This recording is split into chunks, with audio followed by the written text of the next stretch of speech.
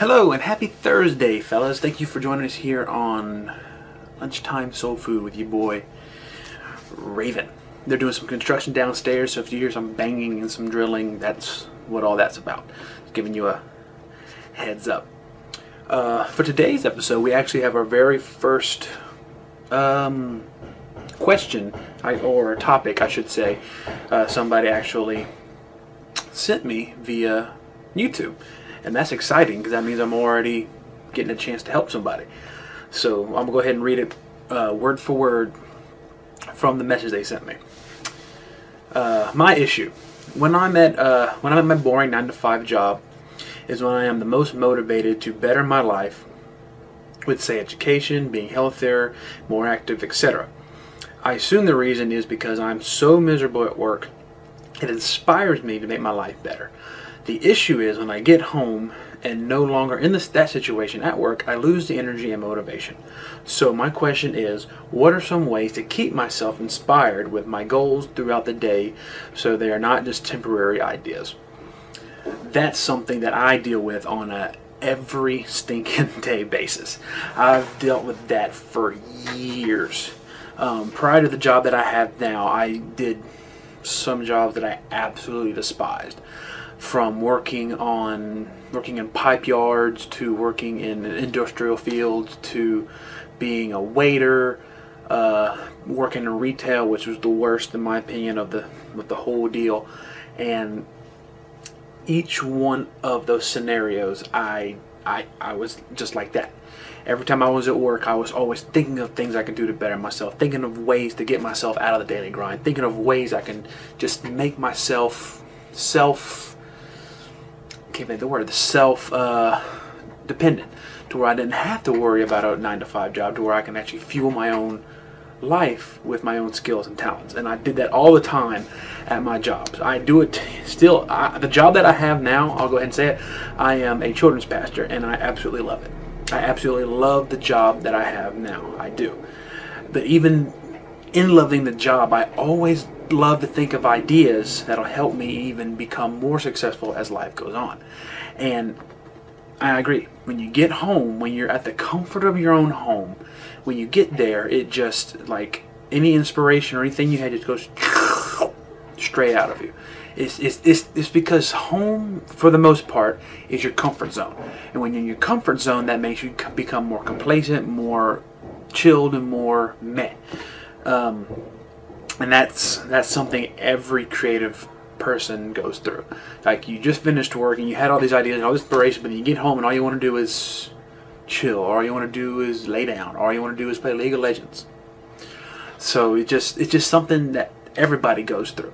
But there are ways and steps you can take to help keep you from falling back into the mundane of getting inspiration less when you get home. There's 3 different ways. One is what I like to do. I can't take it off the wall. I'll show you up here. I have 2 of these in the room where my computer is. 2 big old marker boards. And on those marker boards, from day to day, I will write down things that I need to get done, or I will write inspirational quotes or something. From when I walk in the room, I see it, I read it, and it instantly gets me in the mood to create.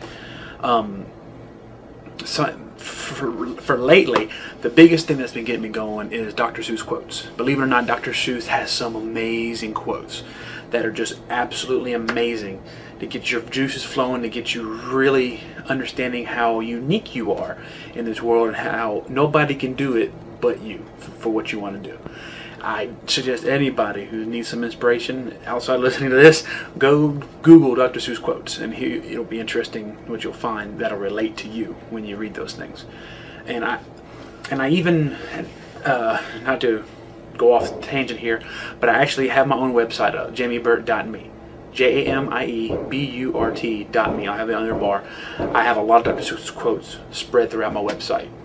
For anybody who shows up to my website can be instantly inspired. That's the whole goal of my personal website for that. Shameless plug is shameless. But back to the topic at hand.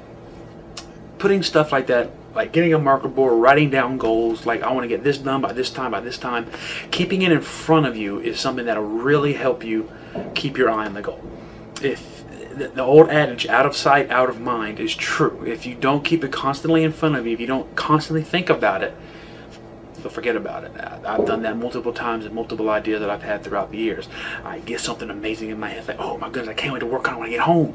When I get home, I forget to write it down, and next thing I know, I totally forgot what the idea was. So it's just that's one of the steps you can take. Just get it in front of you. Put it in front of you to where you're always seeing it, and it'll always keep you motivated to try to reach those goals. And number 2 is actually just writing down a list. I carry notebooks and drawing pads with me pretty much all the time. I keep one in my car, I keep one in my office, I keep one in my office at home, I keep one in my bedroom, to where if an idea pops up at random, I write it down. If that picture I want to draw comes into my brain, I hurry up and do a quick sketch so I can work on it later. And notebooks will help you line up your stuff a lot. I have notebooks with pages full of stuff like, I need to do this by this time, I need to finish this by here, I need to make sure these are together, that way they can go here. Just write it down. Write it down. And even at some point when you're feeling lackadaisical and you're like, I really don't feel like doing anything, grab one of your notebooks that you filled up with ideas and just start reading. Start going through the ideas that you've had in the past, like, I really did want to finish that. You'll believe how quickly you'll motivate yourself with ideas that you wrote down. So a notebook, very important, very important.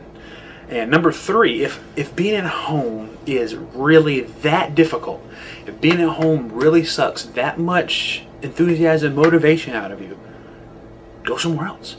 If you really want to make sure you can focus on your creativeness, there's Wi-Fi spots everywhere these days, and they're popping up everywhere. From McDonald's to Wendy's to coffee houses to, I'm assuming some libraries have it. So just go somewhere else. If you have a laptop, go somewhere else and work on something away from the house, away from home. If you don't have a laptop, go somewhere quiet anyway with your notebook and start writing down ideas and start fleshing ideas out. That way, even though you're not somewhere, I apologize for that, I'm next door to the school too. Even though you're not at home to be able to make these things come to life at the moment, you can flesh it out on paper and keep that in front of you, which goes back to step number 2, to get home and either start working on it immediately or writing it down on your marker board, which equals to step number 3. All these combined will help you keep the juices flowing. In every kind of artist life, from video maker to poet to artist, drawer, painter, ceramic tilist, no matter what, you're gonna find times where it's gonna be like lackluster and you're gonna really not want to do anything, and that's okay. Sometimes you need to take a step back. If you've done a lot of creating and a lot of ideas crunching and all that stuff to where you feel like you're getting burnt out, it's okay to take a step back. It's okay. I take breaks from drawing at least once a month. Like I get to a point where I'm drawing 15 sketches a day just to keep my hand practice in check, and then I'll just be like, I just can't draw anymore right now. I'll take a break, and taking that break will actually give you a better chance of improving than constantly doing it. Because if you're constantly focusing on one thing, you'll focus on that one thing even if it's a mistake, and when you step back to evaluate everything, you'll notice that what you were doing was incorrect. You can actually fix that, and it's a balancing game. It's a balancing game. So while you're at your 9 to 5 and you have these inspirations and you're having these ideas that you want to do, even if it's like a job like fast food, or if it's retail to where you don't have time to actually sit down and write things down, get a small notebook, like one of those little flip pads, and put it in your back pocket with a pen and have a pencil in your front pocket. That way when an idea comes down, you have a second to stop, take it out, just write it down, put it away. And just constantly keep it in front of you. Keep your ideas in front of you, and if you keep doing that, I guarantee you'll get into the habit of turning the lackluster when you get home into your creative zen when you get home. So I hope that helps you. I hope that helps everybody who's ever had that feeling of getting home after work and been like, I want to work on it, but at the same time I just want to chill. It's something you got to fight through. Everybody's going through it. Everybody goes through it. and I still go through it on a daily basis. So it's not going to go away. You just got to learn how to fight it and learn how to get around it. So I thank you guys for joining us today for Lunchtime Soul Food. If you have a topic that you want me to discuss and put my 2 cents on and hopefully help you out, go ahead and send me a message directly here on YouTube or my Twitter, or you can post it in an email on my website, jimmyburke.me. That's all I got for you today. I will see you guys tomorrow for Lunchtime Fridays. Peace.